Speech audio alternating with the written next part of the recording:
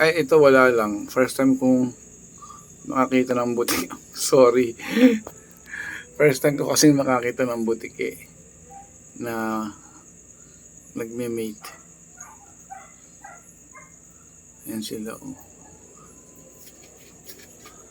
Dito kasi sa amin maraming lamok, kaya kailangan ng maraming butike. Sige, magpakarami kayo. Alagaan niyang itlog para mapisa.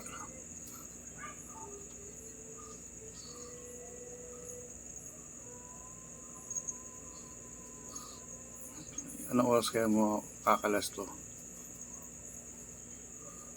Wala lang, trip lang. Tapos share ko sa inyo. Baka ngayon pa lang din kayo makakakita ng butike na nag-mate.